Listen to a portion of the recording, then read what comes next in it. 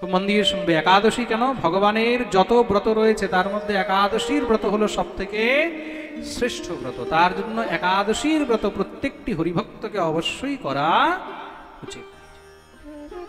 তো মন দিয়ে শুনবে। আচ্ছা, এখানে কে কে আছে যারা একাদশী করে? একটু হাত উপরে করো তো দেখি। আছে অনেক ভক্তরা। বাকি যারা একাদশী করে না তারা খুব মন দিয়ে শুনবে। একাদশী কেন করা উচিত? ভগবান যখন সৃষ্টির মধ্যে পাপ পুণ্যের রচনা করলেন, তখন ভগবান পুণ্যকে তো অনেক জায়গা দিয়েছেন, পাপকে অনেক জায়গা দিয়েছেন। পাপকে সব নোংরা জায়গা দিলেন, চুরি, হত্যা, লুট, ডাকাতি, অনাচার, ব্যভিচার। তখন গিয়ে পাপ বললেন, প্রভু আমাকে একটি কোনো উত্তম জায়গা তো দেন। ভগবান তখন তাকে অন্নের মধ্যে স্থান দিলেন। কিসে দিলেন? অন্নের। শুনেই তো দেবতাগণ সব চকিত হয়ে গেলেন, প্রভু এই কি করলেন আপনি? অন্নের মধ্যে পাপ থাকলে তো মানুষ তাহলে অন্নগত প্রাণ, অন্ন ছাড়া মানুষ থাকতে পারে না, অন্ন খেলে সাক্ষাৎ পাপকে ভক্ষণ করবে। ভগবান বললেন, চিন্তা করো না, অন্নের মধ্যে পাপ থাকবে কিন্তু শুধু এক পক্ষে একদিন, আর সেই দিনটা হবে একাদশীর দিন। প্রেম সে বলো। একাদশী মাহাত্ম্যের মধ্যে এগুলো সব বর্ণন রয়েছে। কালকে বৃন্দাবন থেকে আমাদের সেই গ্রন্থ চলে আসছে, ওইগুলোর মধ্যে একাদশী ইত্যাদির বিষয়ে সব বর্ণন রয়েছে। কালকে আপনারা এই গ্রন্থ পেয়ে যাবেন। একাদশীর দিন তার জন্য অন্ন গ্রহণ করতে নেই। কি গ্রহণ করতে নেই? অন্ন গ্রহণ করতে নেই। অন্ন ছাড়া একাদশীর দিন আপনি ফল গ্রহণ করুন, কোনো অসুবিধা নেই। দুগ্ধ ইত্যাদি গ্রহণ করুন, কোনো অসুবিধা নেই। অন্ন বলতে কি? অন্ন বলতে শুধু চাল নয়। অনেকে কি করে একাদশীর দিন রুটি খায়। বলে মহারাজি আমরা একাদশীর দিন ভাত খাই না, রুটি খাই। রুটি খেয়ে একাদশী করি। তা মনে রাখবে, রুটি মানে গমের মধ্যে আর চালের মধ্যে কোনো পার্থক্য নেই, দুটোই অন্ন। তা যারা আটা খেয়ে একাদশী করে ওটা একাদশী নয়, ওটা আটাদশী নয়। আটাদশী করে কোনো লাভ নেই।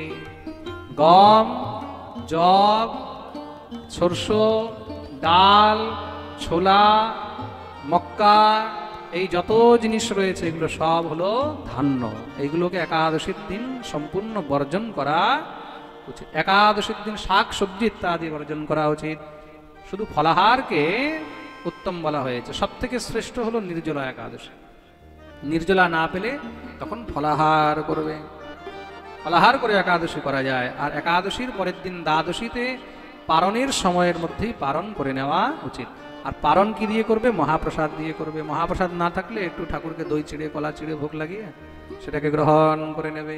অম্বরীশজি মহারাজ প্রত্যেক একাদশীর ব্রত করেন। তার পরীক্ষা নেওয়ার জন্য দুর্বাসা ঋষি এসে উপস্থিত হয়েছেন। দ্বাদশীর তিনি পারণ করবেন, সেই সময় দুর্বাসা এসে উপস্থিত। ঋষিকে দেখে প্রণাম করলেন, প্রভু আসুন আসুন, আসন গ্রহণ করুন, আপনি আমাদের সঙ্গে পালন করুন। ঋষি বললেন, আমি এখন স্নান করিনি, তো যাও স্নান করে আসি। দ্বাদশীর নিয়ম হলো ব্রহ্ম মুহূর্তে স্নান করা উচিত। একটু দেরি হয়ে গেছে, ঋষি স্নান করতে গেলেন, এদিকে পারণের সময় পেরিয়ে যাচ্ছে। রাজা তো চিন্তিত হয়ে গেলেন, ব্রাহ্মণদেরকে জিজ্ঞাসা করলেন কি করা উচিত। অতিথিকে ছেড়ে অন্ন মুখে দিতে নেই, আর পারণের সময় পেরিয়ে গেলে তাহলে ব্রতের কোনো ফল পাওয়া যাবে না। ব্রাহ্মণগণ বিধান দিলেন, এমন অবস্থায় তুলসী পাতা আর চরণামৃত নিয়েও পারণ করা যায়। সঙ্গে সঙ্গে তুলসী পত্র আর চরণামৃত মুখে দিলেন। দিতেই দুর্বাসা এসে উপস্থিত হয়েছে। সঙ্গে সঙ্গে কুপিত হয়ে গেল, আরে দুষ্ট রাজা, অতিথিকে ছেড়ে তুই পারণ করলি, তুই রসাতলে যাবি, তোর মতন রাজার জীবিত থাকাই উচিত নয় বলে সঙ্গে সঙ্গে একটি জটা ছিঁড়ে ভূমিতে ছুঁড়ে মারলেন। দেখতে দেখতে একটি ভয়ঙ্কর মহারাজ কৃত্যা উৎপন্ন হলো। কৃত্যা জোরে জোরে অট্টহাস করছে, আমি কি করবো, যা এই দুষ্ট রাজাকে মেরে ফেল। কৃত্যা মারতে আসে, যখনই উদ্যত হয়েছে সঙ্গে সঙ্গে ভগবানের পার্শ্ব সুদর্শন চক্র এসে সেখানে কৃত্যাকে টুকরো টুকরো করে তার গোবিন্দায় নমো নমঃ। এবার চক্র কুপিত হয়ে দুর্বাসার পেছনে দৌড়াতে লেগেছে। দুর্বাসা তো ভয়ে পলায়ন করতে আরম্ভ করলেন। পুরো ব্রহ্মাণ্ড ঘুরে নিয়েছে, কোথাও চক্র পিছা ছাড়েনি। ব্রহ্মার কাছে গিয়ে কাঁদতে লাগলেন, হে পরম পিতা আমার রক্ষা করুন। ব্রহ্মা বললেন, আমিও বাঁচাতে পারবো না। শঙ্করের কাছে গিয়ে প্রার্থনা করলেন, মহাদেব বললেন, আমিও বাঁচাতে পারবো না। ভগবান শ্রী হরির কাছে গিয়ে প্রার্থনা করছেন, প্রভু আমার রক্ষা করো। ভগবান বললেন, আমিও বাঁচাতে পারবো না। কি বলছেন প্রভু, আপনার শস্ত্র, আপনার অস্ত্র থেকে আপনি বাঁচাতে পারবেন না? ভগবান বললেন, তুমি কি মনে করছো আমি স্বতন্ত্র, আমি স্বাধীন? না না, আমি অপরাধীন। আপনি কার অধীন? অহম भक्तपराधीन यश्वतन्त्र एव द्विज साधुभिर्ग्रस्तहृदयो भक्तैर्भक्तजनप्रियः। আমি হলাম ভক্তের অধীন মে ভগতন কো দাস ভগত মেরে মুকুটমণি। ভক্ত হলো আমার মুকুটের মণি, আমি তার দাস। তুমি যদি বাঁচতে চাও তাহলে অম্বরীশের কাছে যাও, যার কাছে অপরাধ করেছো সেই তোমার রক্ষা করতে পারবে। দৌড়ে গিয়ে অম্বরীশের চরণে পড়ে গেলেন। অম্বরীশ সঙ্গে সঙ্গে বুকে জড়িয়ে ধরেছে, বলে আমাকে বাঁচাও অম্বরীশ, আপনি চিন্তা করেন না প্রভু। সঙ্গে সঙ্গে দুর্বাসাকে পিছনে রেখে নিজে সামনে দাঁড়িয়ে গেলেন। সুদর্শন আসছেই দুটো হাত জোড় করে সুদর্শনকে প্রণাম করলেন। সুদর্শন নমস্তুভ্যম সহস্রারাচ্যুত প্রিয় সর্বাস্ত্রঘাতিন বিপ্রায় स्वस्ति भूया इडस्पते। बोलिए सुदर्शन भगवान की जय। प्रभु ঋষির দ্বারা ভুল হয়ে গেছে, তিনি এখন প্রায়শ্চিত্ত করতে চান, অপরাধ ক্ষমা করুন, শান্ত হন। সুদর্শন শান্ত হলেন, গর্জনা করে উপদেশ করলেন, মনে রাখবে ভগবত ভক্তদেরকে কখনো কষ্ট দিতে যাবে না, তাহলে ভগবান পরে আসবে, আমরাই আগে বিনাশ করে দেব। সুদর্শন কৃপা করেছেন। আজকে অম্বরীশের কারণে দুর্বাসা রক্ষা হলো। অম্বরীশ দুর্বাসাকে নিয়ে দিব্য কীর্তন আরম্ভ করে দিয়েছে। দুর্বাসা অম্বরীশের জয়জয়কার করছে, অম্বরীশ গোবিন্দের জয়জয়কার করছে। কেন? যদি আজকে গোবিন্দ না হতো তাহলে আমার রক্ষা হতো না, হতো কি? তার জন্য জীবনে যদি কাউকে আপন করতে হয় তাহলে গোবিন্দকে আপন করো, সে তোমার জন্য সবসময় তৈরি হয়ে বসে রয়েছে। काली कमली वाला मेरा यार है, काली कमली वाला मेरा यार है, मेरे मन का मोहन तू दिलदार है। हो काली कमली वाला मेरा यार है, मेरे मन का मोहन तू दिलदार है। तू मेरा यार है, मेरा दिलदार है। तू मेरा यार है, मेरा दिलदार है। ओ काली कमली वाला मेरा यार है, मेरे मन का मोहन तू दिलदार है। हरि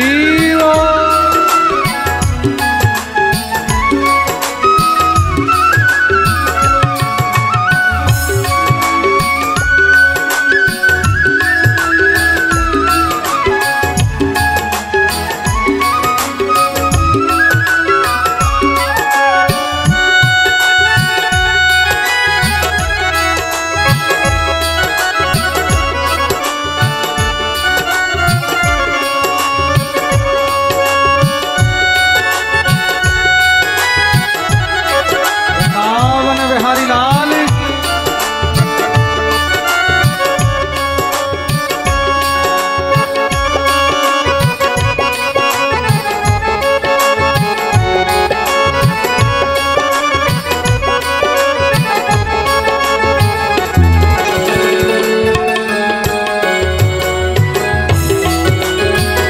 जय हो।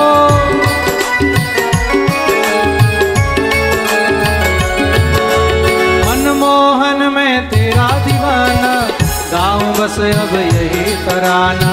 मनमोहन में तेरा दीवाना, गाऊं बस अब यही तराना। गाऊं बस अब यही तराना, गाऊं बस अब यही तराना। मनमोहन में तेरा दीवाना, गाऊं बस अब यही तराना।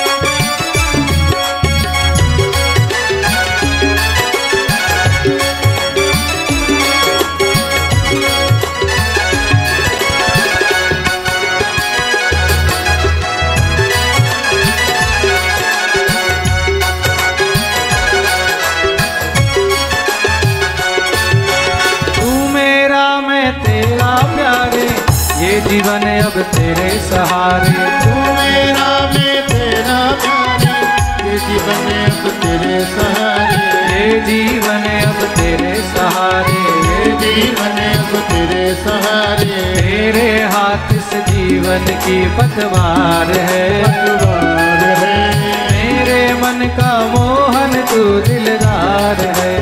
ओ काली कमली वाला मेरा यार है, यार है, मेरे मन का मोहन तू दिलदार है।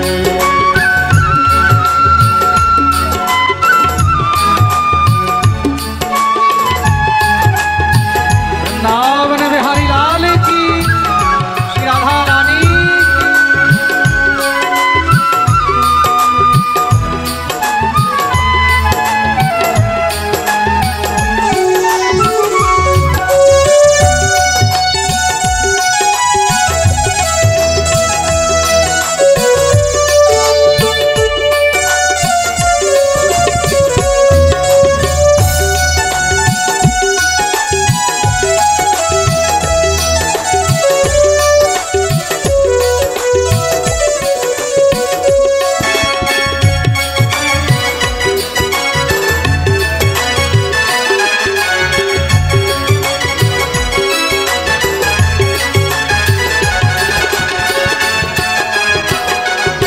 श्रीराम है,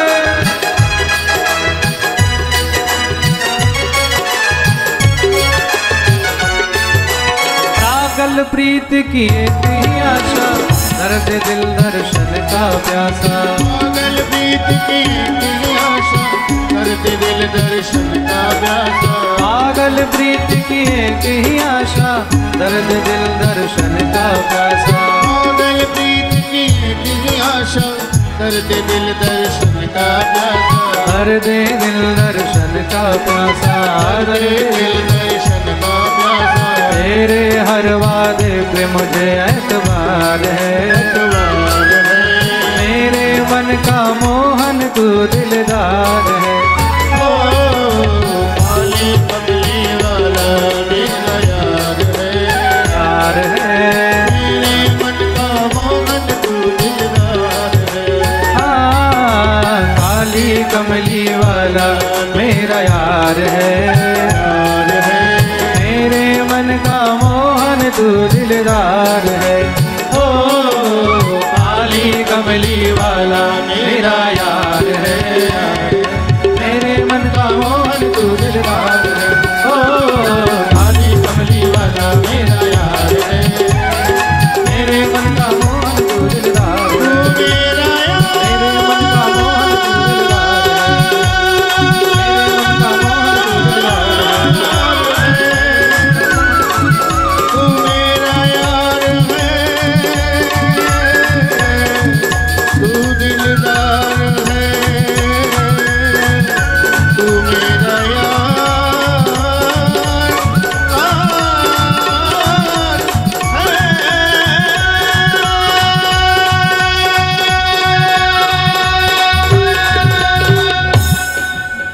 बोलिए वृंदावन बिहारी लाल की। की जय। সবাই নিজের নিজের জায়গায় বসে যাবেন, যারা যেখানে ছিল সেখানে বসে যাবেন। কেউ কোনো শব্দ করবেন না, কোনো আওয়াজ করবেন না, যে যেখানে ছিলেন সেখানে বসে যাবেন। काली कमली वाला मेरा यार है, यार है, मेरे मन का मोहन तू दिलदार है। ओ काली कमली वाला मेरा यार है, यार है, मेरे मन का मोहन तू दिलदार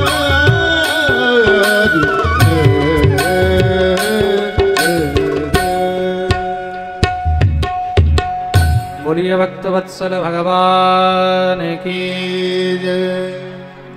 এই প্রকার শ্রী সুখদেব প্রভু অম্বরীশ চরিত্রে দিব্য বর্ণন শ্রবণ করিয়েছেন।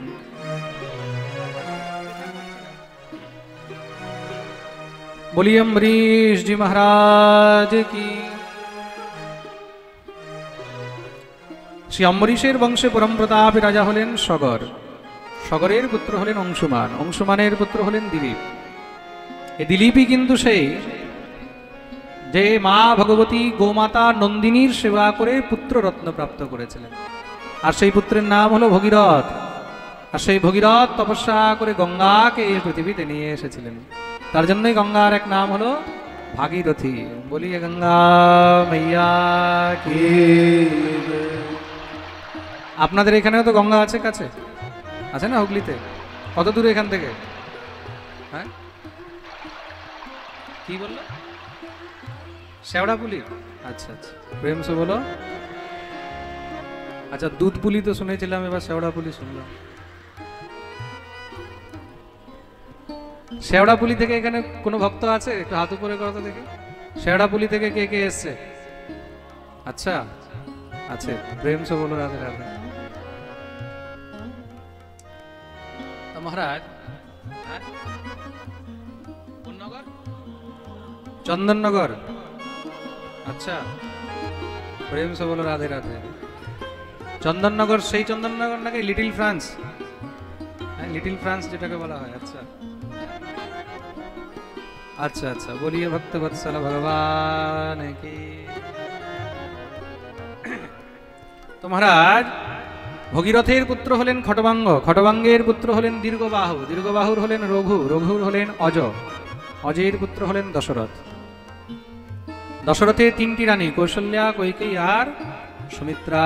তিন রানীর গর্ভের থেকে স্বয়ং ভগবত অংশের চারটি পুত্র হলেন রাম, লক্ষণ, ভরত আর শত্রুঘ্ন। বলিয়ে রাজা রামচন্দ্র ভগবান কি। শ্রী সুখদেব প্রভু রামচরিত্রকে অনেক সূক্ষ্ম রূপে শ্রবণ করিয়েছে। তার জন্য আমরাও রামচরিত্রের কোনো বিস্তারে যাব না, কেন কি আমাদেরকে কৃষ্ণ জন্ম পর্যন্ত কথা শ্রবণ করতে হবে। যদি কোনো সময় শ্রী রামচন্দ্রের কৃপা হয়, দেখুন রামচরিত্র শুনতে 9 দিনের সময় লাগে। তার জন্য যদি ভগবান শ্রী রামচন্দ্রের কখনো কৃপা হয়, তাহলে হয়তো এই হুগলিতেই কোথাও আমরা রাম কথা অবশ্য শ্রবণ করব। একবার সবাই জোরসে বলো, জয় শ্রীরাম, जय श्री राम, জয় শ্রীরাম, जय श्री राम, জয় শ্রীরাম। जय श्री राम। বলিয়ে রাজা রামচন্দ্র ভগবান কি। এই প্রকার সূর্যবংশ বর্ণন করেছেন। চন্দ্রবংশ বর্ণন আরম্ভ করলেন। পরীক্ষিত প্রশ্ন করলেন, প্রভু আমি সেই চন্দ্রবংশ বর্ণন শ্রবণ করতে চাই, যেই চন্দ্রবংশ স্বয়ং ভগবান শ্রীকৃষ্ণ অবতীর্ণ হলেন। শ্রী সুখদেব প্রভু বর্ণন আরম্ভ।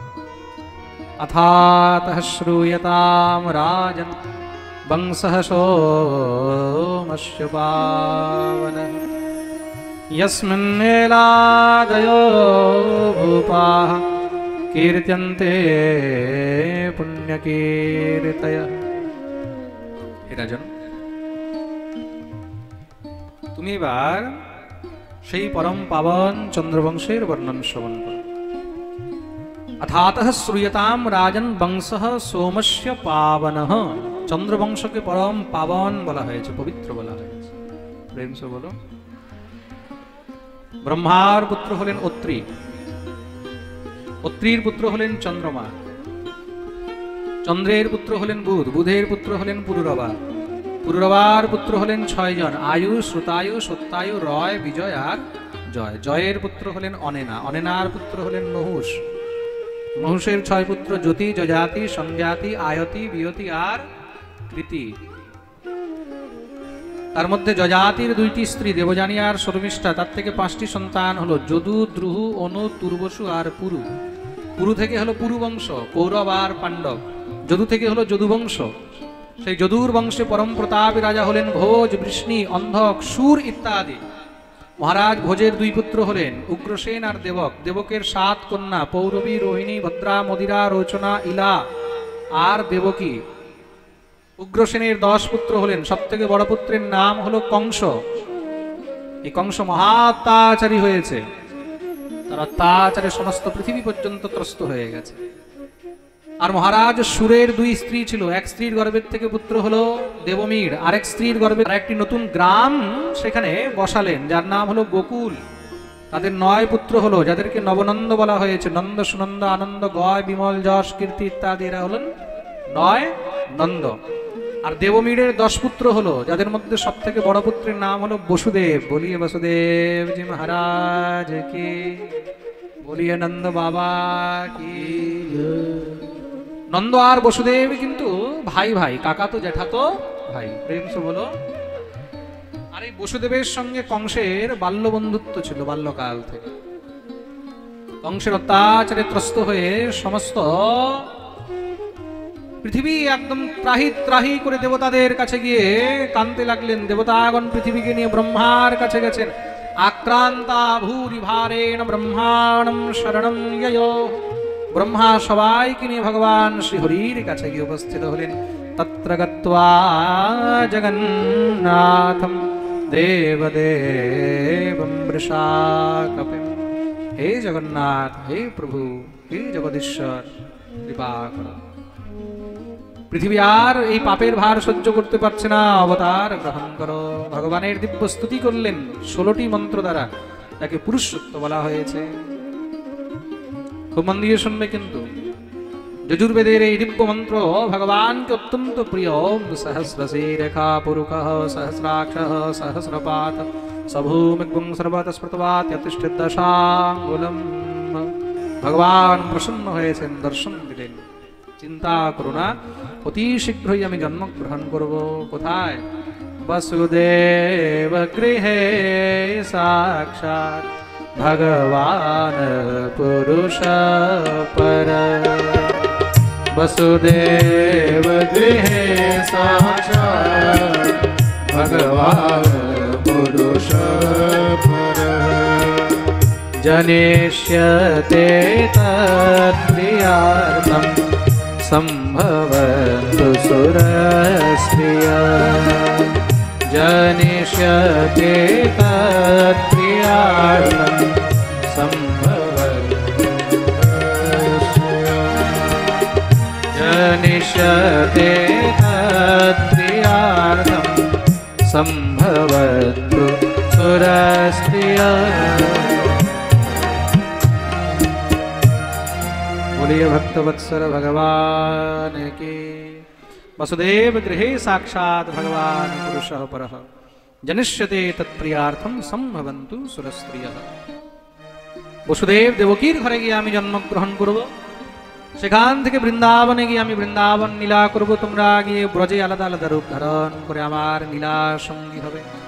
আদেশ প্রাপ্ত করে সবাই ব্রজে এসে জন্মগ্রহণ করলেন। কেউ ময়ূর হলো, কেউ বাঁদর হলো, কেউ ময়ূর হয়েছে, কেউ বাঁদর হয়েছে, কেউ গোপী হয়েছে, কেউ গোয়াল হয়েছে। সবাই আলাদা আলাদা রূপে এসে জন্মগ্রহণ করলেন। ভগবান দেখলেন এখন আস্তে আস্তে আমার অবতারের জন্য প্রয়োজন তৈরি করতে হবে। তো প্রয়োজন কি হলো? ভোজরাজ কংস একদিন নিজের ছোট বোন দেবকীকে দেখেছে। দেবকী বড় হয়ে গেছে, যুবতী হয়েছে, তার বিবাহ দিতে হবে। তার বিবাহের জন্য ও উত্তম পাত্র এখন কোথায় দেখতে যাবে? কংসের বোন বলে কথা। হ্যাঁ, বিচার করে দেখলো বসুদেব থেকে উত্তম আর পাত্র পাওয়া যাবে না। বাল্যকালের বন্ধু তো। বসুদেবের কাছে গিয়ে বোনের বিবাহের জন্য প্রস্তাব রাখলেন। বসুদেব স্বীকৃতি দিয়েছেন। যদ্যপি তার বড় বোনদের বিবাহ আগেই বসুদেবের সঙ্গে হয়েছে। রোহিণী, ভদ্রা, মদিরা, রচনা ইত্যাদির বিবাহ আগেই হয়েছে। কিন্তু দেবকী সব থেকে ছোট তো, তার খুব ধুমধাম করে বিবাহের আয়োজন করলেন। হাজার হাজার দাস দাসী, মহারাজ, হাতি ঘোড়া, রথ, অর্থ সম্পত্তি খুব দান করেছে। কংস আজকে এত আনন্দে মেতে রয়েছে, নিজের বোন আর ভগ্নিপতিকে রথে বসিয়ে নিজে রথ চালিয়ে বিদায় করতে যাচ্ছে। হঠাৎ করে আকাশবাণী হলো, অস্যাস্তমষ্টম গর্ভ হন্তায়াম বহসে বদহ। এই মূর্খ কংস, তুই নিজের যেই বোনকে আজকে এত আনন্দ করে বিদায় করতে যাচ্ছিস, তার গর্ভের থেকে যেই অষ্টম সন্তান হবে সেই তোর কাল। শুনেই তো সঙ্গে সঙ্গে কংস সেইখানে রথ থামিয়ে দৌড়ে গিয়ে রথে উঠে দেবকীর চুল ধরে টানতে লেগেছে। দেবকী জোরে জোরে কাঁদছে, দাদা ছেড়ে দাও, ছেড়ে দাও, ছেড়ে দাও। কিঞ্চিত দয়া হলো না, তলোয়ার বের করেছে মারার জন্য। যখনই তলোয়ার নিয়ে মারতে উদ্যত হয়েছে, সঙ্গে সঙ্গে বসুদেব গিয়ে হাত ধরলেন। এই কি করছে? নিজের বোনকে হত্যা করবে? অবলা নারীকে সংসারে তোমার নিন্দা হবে। কিন্তু বসুদেব, তুমি শোনোনি আকাশবাণী কি বলেছে? এর সন্তান আমার কাল হবে। তাহলে আমি একেই না শেষ করে দিই, না থাকবে বাঁশ আর না বাজবে বাঁশি। বসুদেব বললেন, আমি তোমাকে কথা দিচ্ছি, এর গর্ভের থেকে যত সন্তান হবে আমি এক এক করে সব তোমাকে এনে দিয়ে দেব। কংস জানে যে বসুদেব পরম সত্যবাদী, ছেড়ে দিলেন। দেখতে দেখতে প্রথম সন্তান হয়েছে, বসুদেব এনে কংসকে অর্পণ করে দিলেন। কংস দেখে বিচার করলে এর থেকে তো আমার কোনো ভয় নেই, বললেন নিয়ে যাও। প্রতিয়াত কুমারোয়ম নিয়স্মাদস্তি মে ভয়ম, এর থেকে আমার কোনো ভয় নেই, যাও একে নিয়ে যাও। যখনই ফিরিয়ে দিয়েছেন দেবতাদের তো চিন্তা হয়ে গেছে, কেন যদি কংস ফিরিয়ে দেয় তাহলে তো ভগবানের আসতে অনেক সময় লাগবে। কেন একটা বাচ্চা থাকলে মানুষ আরেকটা বাচ্চা নিতে অনেক সময় লাগায়, দেরি করে, তাই তো? দেবর্ষি নারদকে পাঠালেন, বলে প্রভু তাড়াতাড়ি গিয়ে কংসের পাপের ঘোড়া একটু ভালো করে ভরে দেন, তাতে যেন ভগবান তাড়াতাড়ি আসে। কেন অত্যাচার যত বাড়বে ভগবানও তত অধীর হয়ে যাবে, আর যতক্ষণ পর্যন্ত অধীর হবে না ততক্ষণ পর্যন্ত মহারাজ ভগবান আসবে না। প্রেম সে বলো রাধে।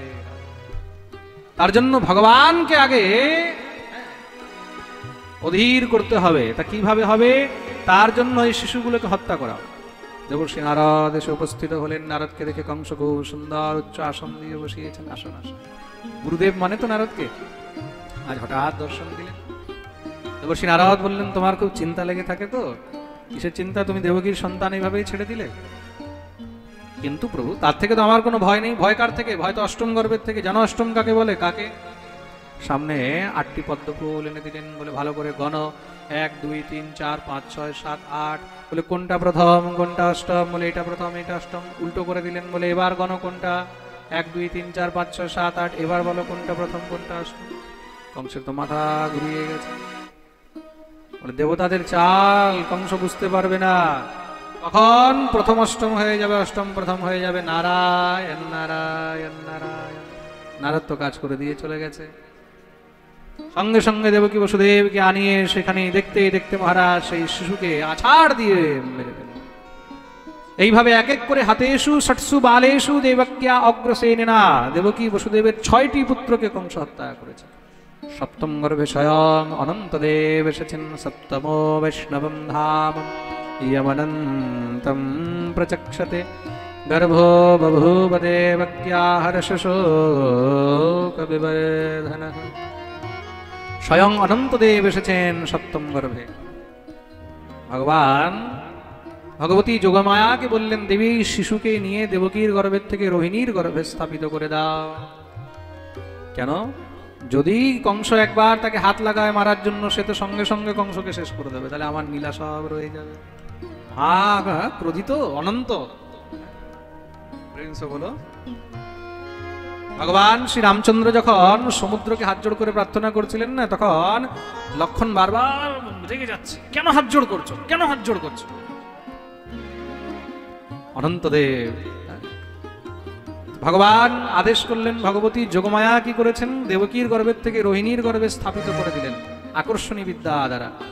চারদিকে চর্চা ছড়িয়ে গেল, দেবকীর সপ্তম গর্ভ নষ্ট হয়ে গেছে। কংস তো খুব প্রসন্ন হয়েছে, দেখো অষ্টম আসেনি, সপ্তম আগেই ভয়ে শেষ হয়ে গেল। কিন্তু এদিকে কি হয়েছে? বসুদেব রোহিণীকে নিয়ে গিয়ে গোকুলে নন্দ বাবার কাছে রেখে এসেছেন, কেউ যেন জানতে না পারে। ভগবান দেখলেন আমারও রাস্তা পরিষ্কার হয়ে গেল। দেখতেই দেখতে ভগবান ভগবতী যোগমায়াকে আবাহন করলেন, দেবী যাও, আমি এবার এই ভূমণ্ডলে জন্মগ্রহণ করব দেবকীর গর্ভে, আর তুমি গিয়ে যশোদার গর্ভের থেকে জন্মগ্রহণ করবে। ভগবতী যোগমায়া প্রভুকে বলছেন, হে নাথ, এই সংসার তো মায়ার অধীন, সংসার মায়ার বন্ধনে, মায়া কি করে সংসারের বন্ধনে আসতে পারে? আমি কি করে জন্ম নেব? ভগবান বললেন, আমি কে? বলে তুমি হলে মায়াপতি। তা মায়াপতি হয়ে আমি জন্ম নিতে পারি, তুমি মায়া হয়ে জন্ম নিতে পারো না। কিন্তু প্রভু তাতে তো আমার মর্যাদা নষ্ট হবে। ভগবান বললেন, মর্যাদা নষ্ট হবে না, আজ থেকে আমি আশীর্বাদ করছি, আমার থেকে বেশি তোমার পুজো হবে। কলিযুগে আলাদা আলাদা নামে সবাই তোমার পুজো করবে। নাম ধেয়ানি করবন্তি স্থানানি চ নরা ভুবি দুর্গেতি ভদ্রকালেতি বিজয়া বৈষ্ণবীতি চ। কেউ দুর্গা রূপে তোমার পুজো করবে, কেউ কালী, কেউ বৈষ্ণদেবী, কেউ চণ্ডী, কেউ কন্যাকুমারী, আলাদা আলাদা রূপে তোমার পুজো হবে। তার জন্য কলিযুগে ভগবান থেকে ভগবতীর পুজো আরো বেশি হয়। প্রেম সে বলো। একটা হরি মন্দিরের জন্য, একটা ভাগবতের জন্য দেখবে মহারাজ সেখানে কিন্তু চাঁদা তুলতে, কালেকশন করতে, দান আসতে দম বেরিয়ে যায়। কিন্তু 2 দিন 3 দিনের দুর্গা পূজার জন্য দেখবে মহারাজ কোটি কোটি টাকার প্যান্ডেল হয়ে যায় না? প্রেম সে বলো না আরো জোরে। কেন? স্বয়ং ভগবান বলে গেছেন, ভগবত আদেশের কারণে কলিযুগের মধ্যে মা ভগবতীর পূজা খুব হয়। আর মা ভগবতীর পূজাতে কলিযুগের মধ্যে প্রত্যক্ষ ফলও পাওয়া যায়। প্রেম সে বলো। তার জন্য মা ভগবতীর পূজাও অবশ্য করা উচিত। কিন্তু কিভাবে করা উচিত? মনে রাখবে, সাত্বিক ভাব নিয়ে মা ভগবতীর পুজো করা উচিত। মা যোগমায়া হলেন সাক্ষাৎ ভগবতী শ্রীহরির প্রেয়সী। তার জন্য দুর্গা পূজা ইত্যাদি যত পুজো রয়েছে, ভগবতীর পূজা সাত্বিক ভাব নিয়েই করা উচিত। যেখানে তামসিক ভাব নিয়ে পুজো হয় সেখান থেকে নিজেকে সবসময় দূরে রাখা উচিত। প্রেম সে বলো। ভগবতী যোগমায়ায় এসে যশোদার গর্ভে স্থান নিলেন, আর স্বয়ং ভগবান দেবকীর গর্ভে এসেছেন। যখনই ভগবান দেবকীর গর্ভে এসেছেন, কংস জানতে পারলো, সঙ্গে সঙ্গে দেবকী বসুদেবকে নিয়ে কারাগারে বন্দী করে দিলেন। কেন? যদি এবার কোথাও এদিক ওদিক হয়ে যায়। কারাগৃহে বন্দী করেছেন। দেখতে দেখতে সময় পেরিয়ে যাচ্ছে। দেবতাগণ ভগবানের স্তুতি করতে এসেছেন। ভগবানকে গর্ভে কেমন দেখা যায় একটু আমরাও তো দেখি। ভগবান দুনিয়াকে গর্ভে পাঠান, এটাকে গর্ভস্তুতি বলা হয়েছে। সত্যব্রতম সত্যপরম ত্রিসত্যম সত্যস্য যোনিম নিহিতম চ সত্যে।